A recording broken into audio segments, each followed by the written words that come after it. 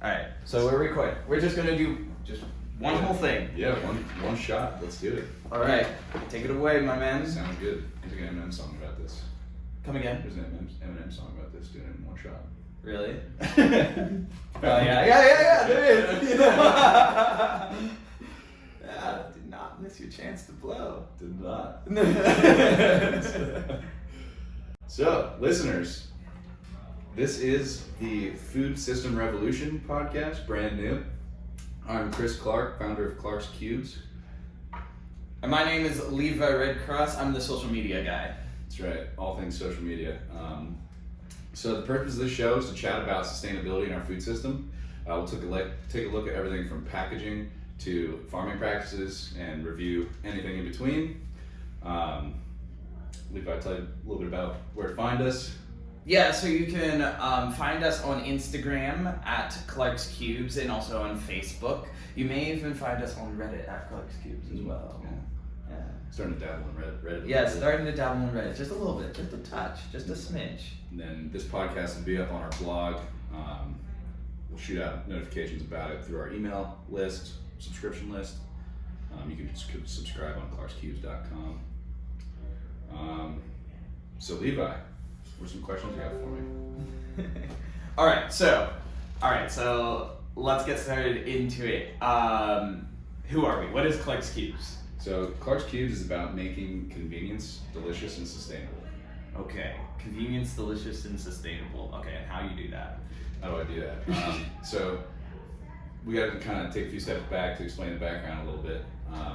I used to work in the bottled beverage industry, and when I started going into the warehouses and seeing pallets stacked floor to ceiling in massive rooms like the size of multiple football fields, it kind of sunk in how much waste is generated with these convenient single-serving options, like K-cups, pouches, plastic bottles. Right, because even when you think about it, you go out to a coffee store and you get a cup to go, that's still like Single serve.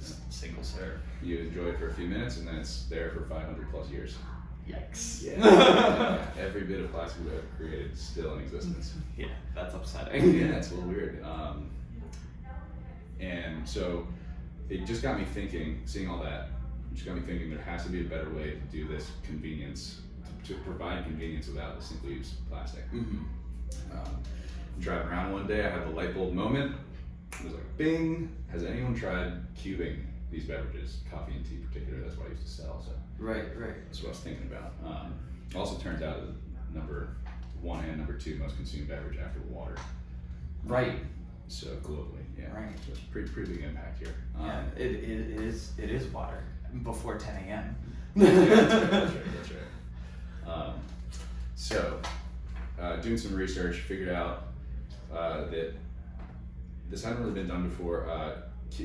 Way back in the day, they used to compress tea leaves into like bricks, and you chip off a little bit, and so that Really? they used to, like the English Tea Party, when they threw all that in the colonies. Yeah, they yeah, threw all yeah, that yeah, sand in the bag. yeah. It was all packed in bricks. No kidding. Yeah. I had no idea. That's crazy. Really compressed, yeah. So that was like the close. And there's something else called like kagaoan or something out of China, where it's like basically a toffee like concentrate of like fermented tea called pu'er. Mm-hmm. Anyway, so there wasn't very much out there trying to solve the problem I was trying to solve, which was convenience without that single serving convenience without single use plastic waste. So what this is a sustainable offering in regards to like packaging and delivery, right? So if you have these reusable tins, you only have to buy them once. They last for a really long time because they're durable. You can refill them with our refill boxes. Inside, we still want to seal them to ensure freshness for a long time. But we did choose a corn-based compostable seal, and we'll be moving to an even better marine biodegradable and home compostable biofilm with our next packaging rollout. Okay, so basically you just took the Boston Tea Party like tea cube idea and then like sugar cubes and just combined that into a consumable product. That's right. And like you just drop that into water and it's tea. 1 cube, 1 cup, dissolves in like 30 seconds. There's tea, we got coffee as well. Yeah, so again, this is packaging delivery, right? So we're providing that convenience that everyone's become accustomed to, which I think is really important.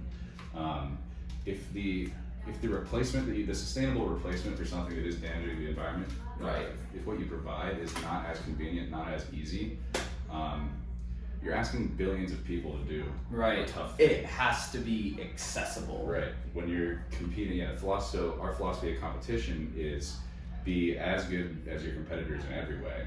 So just as convenient, just as easy as these options, and better in at least one. And the way we've chosen to be better is to just make better choices about how we're packaging things, delivering things. Right. And you keep on bringing up sustainability like over and over, and that's kind of like a buzzword. Yeah. Like people stamp sustainability on almost everything that they possibly can. Yeah. But like, what is sustainability? Totally. So in our mission, it's a bit of an arbitrary word, and I think in a lot of the marketing that you see, it's an arbitrary word. For us, that works though, because our mission is like our guiding star. It's what we look to when we're making decisions about packaging, about different product lines, about our sourcing, and so it can be expanded upon, and that's what we want to do long term. Right now, what you're looking at is a packaging and delivery solution. We want to expand sustainability to mean where we're sourcing. So all organic, fair trade. We're trying to go fair trade next. And then, eventually, hopefully when we start buying loads and loads of coffee and tea, we can go to our suppliers and say, hey, have you heard about regenerative farming practices? And see if it's something that they'd be willing to experiment on our behalf with doing. So that we can have influence on our suppliers all the way down to the very start of our product, where we can say, hey, we're doing this in a way that increases the carbon sink, or not that, increases the amount of carbon that the soil's capturing, bringing diversity back to these plantations where this coffee and tea is grown, and increasing the overall health of the earth, like through and through from point A to point Z. Okay, that was a lot of information. We have to like unpack it into like little bits, little cubes, and we have to unpack that into little. Really good. Yeah, it was. Yeah. So you kind of talked about like two different perspectives. You talked about like the little bit of sustainability where like, it's not sustainable for us to keep on using single-use plastic. We have to move to something else, which is why we have these tea cubes, because they're sustainable. Instead of using single-use plastic, you just use a cube, and even like that little pouch on the inside is biodegradable, compostable. Yeah. So compostable. You gotta be careful with the biodegradable word. I think FDA actually doesn't allow that anymore on packaging. Right. So you have to specify what kind of compostable you are. The new biofilm is going to be home compostable, which is like the best there is. Meaning you just throw it in your home compost bin and it'll break down over time. Right, and I've watched videos of like worms breaking stuff down. Yeah. Like the home compostable stuff it's crazy how fast it actually breaks down. It only takes like a week. That's actually a big challenge. So the reason everyone uses all this plastic is it's super useful as a material. It's got this high moisture barrier. It's really thin. It's clear, so you can see through it. It presents product well. Yeah, it's really pretty. Yeah, and it's just so safe. Is the thing. So if you're packaging meat, if you're packaging really any kind of food, so it's all around. Yeah, it really extends the shelf life. It really makes the food safe. So yeah, really useful. It's all around. Mm-hmm. But one of the things that makes it really useful is that barrier. It's a high barrier. It lasts. It's nearly impenetrable. It lasts an incredibly long time. So you use it for a little bit, and then it's there in its form, which wouldn't be a big deal if it was something like organic, like tin or a metal. Mm-hmm. That's already in like an organic state. It's not toxic to the environment. But what happens with these plastics is that when they do start to break down into microplastics, which are also there for thousands of years, it has this almost toxic buildup effect where it's ending up in our marine life in large quantities, and they're finding stomachs filled with microplastics at the bottom of our food chain. And that's not good for everybody above that. No, and believe it or not, that's actually like the micro. That's the small part, like the product that we take home. Like that's the micro of sustainability. Having like the stuff in our house, like the waste in our house, whether it's compostable or not, that's the small part. The macro that you were talking about in sustainability is the manufacturer, right? Like the people that are actually producing it. And you were talking about like regenerative farming, and you were also talking about influencing some of the manufacturers, like where we get, like where we're getting our ingredients from. So those are two separate topics.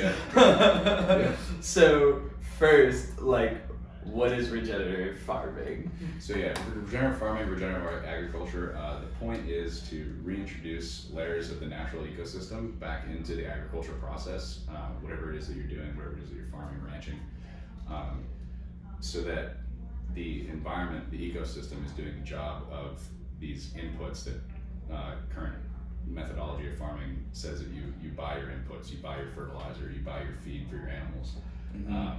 Whereas regenerative farming is saying, hey, let's do things a little differently so that the land can naturally support the same number of animals or the same amount of crops, or so we don't have to buy $500,000 of Roundup this year from Monsanto. Right. Roundup as in pesticides. Right. Yeah. Right. So instead of like spraying the plants with nutrition and pesticide and like the things that we do in what is considered traditional farming right now, we reintroduce the ecosystem. Yeah, and I'm no expert. We'll try to bring experts on this show to talk more about this kind of stuff. Right. That's the number one thing that you wanted to do, bring experts to talk about that, right? Definitely. But as like a basic example, so if you're an apple orchard owner, what's normally done is you clear cut, you till the soil every year, you dump a bunch fertilizer on the soil, your apples grow, and you're kind of intensively managing this soil year after year after year. It breaks down. Whereas a regenerative farming approach, we try to introduce, like you'd introduce ground cover again. The ground cover would bring back the snails. Maybe the snails start eating your apples. And then you bring in maybe some ducks, 100 ducks. Ducks eat the snails every week, but now you've got your ground cover and your snails adding natural fertilizer back into the ground. Right. So yeah, like it goes many levels deeper, but that's like just a general example of how you would start to implement these kind of things. So the more levels you implement, though, the more levels of complexity there are. Right. So then like harvesting, the cost of harvesting could go up. So you kind of got to balance these things, and that's where I'm no expert in in farming or anything. I understand the concept, but yeah. Sure. We are but humble Clark's Cubes. we make itself coffee and tea. But understanding these concepts and taking them to our suppliers and asking them what they think about it, finding experts who do this and do know what they're talking about, having them talk to our suppliers, and being in general just being in control of how we do things, and being careful about how we're influencing people. I think we actually could make a pretty big impact, even without being experts. Yeah. Got to pull in the right people. Yeah. It's all about having the right connections. Yeah. So why is it important to influence suppliers? I think it's important for everyone to do their part, and for us, we kind of ended up on this path where we're trying to eliminate single-use plastic in coffee and tea consumption. But like there's a broader picture. If we're really true to our mission, we want to keep asking ourselves the hard questions, solving the hard problems, and that means asking our suppliers how they do things. If it's in a damaging way where you would only consider doing it this way, show them how it could work economically for them, and them having to outlay less cash for inputs year after year down the road. And then if we're doing our part with coffee and tea, someone else does their part with cattle ranching, someone else does their part with pigs, Right. chickens. Like Right. the impact gets Right. massive. Right. Keep Right. growing and growing. And so if like the movement as a whole keeps growing and growing and growing, then you're looking at solving a lot of the carbon emissions problems that come with farming, which as a share emits more CO2, more methane than produces more greenhouse gas than all transportation options combined. So we're talking about cars, planes, trains, Right. Everything. It's by far the largest share of carbon emissions. So if everybody starts thinking this way, everybody starts asking their suppliers the hard questions, everybody starts experimenting with different ways of implementing regenerative agriculture, cars, planes, trains would be no big deal. We'd solve our problem. Right.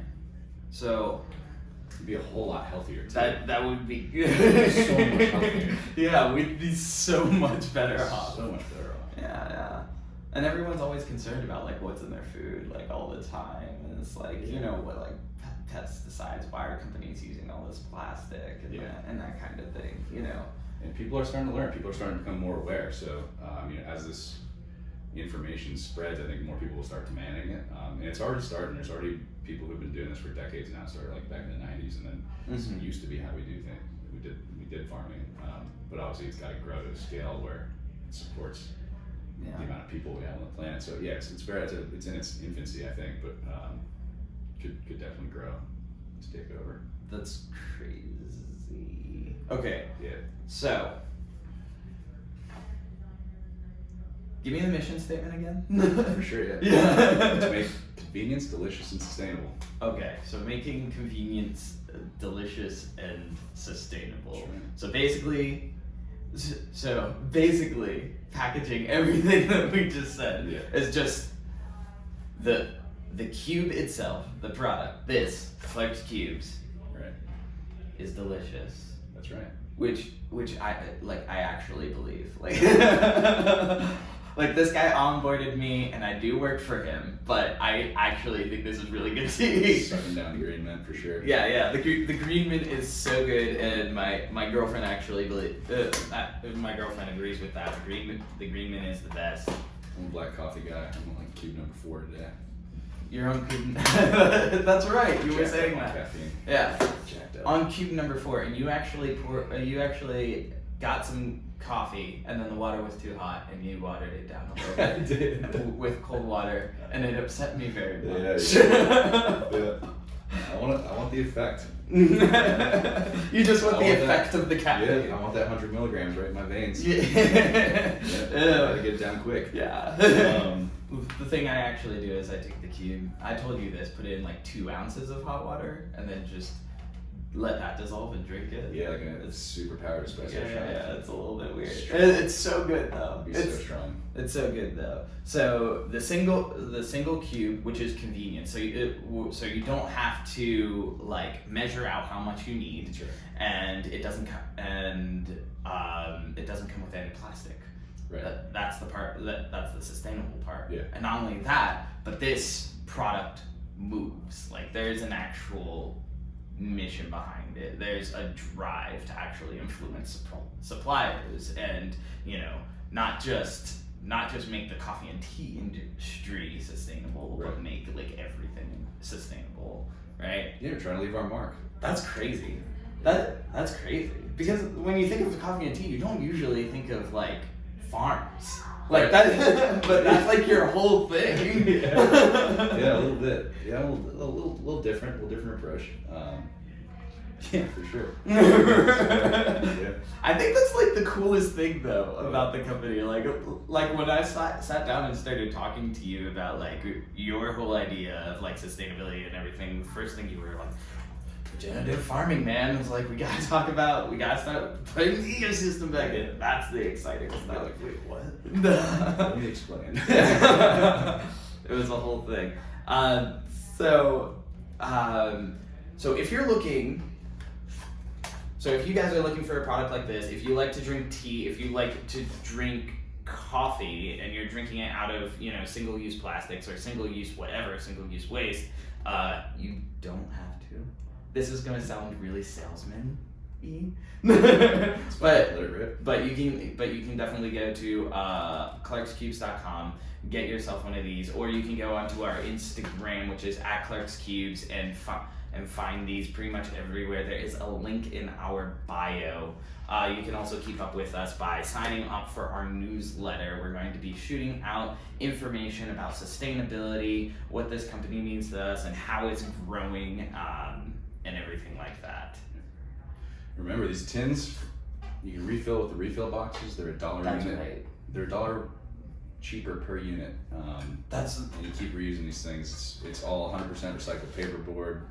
So you just take the pouch out from the refill box, throw it in your tin, recycled material. Right. That's one of the things that comes up a lot whenever I do demos. Yes.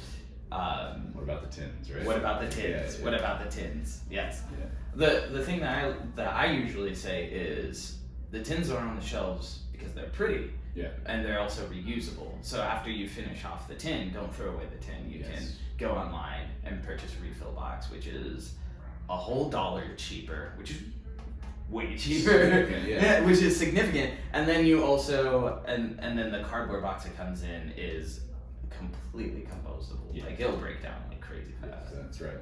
Completely biodegradable.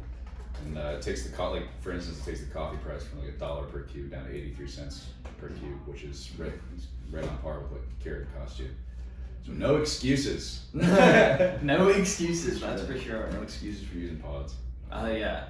Wait, so it takes this down so much. How much does it take the tea down? Because the tea is almost 50 cents a cube. Yeah. So you just divide $4.95 by 12. So I think it's 43 cents a unit instead of 50. Yeah. So, yeah. So, yeah. How often are we going to be making these podcasts? So we're gonna try to do this every Friday. Push one out every Friday. Okay. Obviously try to get. I know it's like big commitment. Going on a roller coaster. And now it's gonna be on air too, so we gotta commit to this. We're gonna try to get some experts in here to shed some light on different areas of the food system and sustainability and different things we can do, different things they're doing. And then of course, if there's any cool sustainable products that come out, we'd love to review them. Keep you guys posted. What kinds of people do you have in mind? Love to talk to owners. Along with what kinds of subjects do you have in mind? For sure, yeah. We'd love to talk to owners of regenerative farms, sustainable farms. We'd love to talk to people who are working with the chemists and behind sustainable packaging solutions. People who are even wholesalers who are doing the back end of moving food around the country.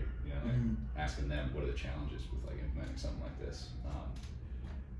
Just trying to understand the whole landscape. We're in a small piece of it right now where our eyes are opening up to this giant system of it's a great system. It works. Everyone's fed. We have more food than we need in this country, but a lot of places for improvement, I think. Right. Yeah. Okay. All right. Is that it? I don't know. You got closing announcements. I do have closing announcements. This is going to be way cleaner. If you think it's clean now, great. but it just gets better from here. It only gets better from here. Yeah. So just remember we're going to post this up anywhere you listen to your podcasts. We'll be uploading it to our channel, Clark's Cubes, on YouTube as well. Just getting started with that. And the blog is going to be on clarkscubes.com, where you can also get the Clark's Cubes product, the tins, and your refill boxes. Subscribe to the mailing list too for updates on when this stuff's coming out. We'll have direct links and everything in there. Also exclusive deals. The end, I think. Yeah. Thanks for listening, guys. And that's our sign off. That's right. Do we need to have a fancy sign I off? think we do. We need to develop one. Let's develop a fancy sign off right now. All right. That's all for this week. And we'll. You fucked that one. Do we cuss on this podcast? Really? Of course we do. Everything goes. You do what you're feeling. And that's all for this week. We'll see you next Friday. I don't think we're out of frame. Okay. Also, in the blooper reel.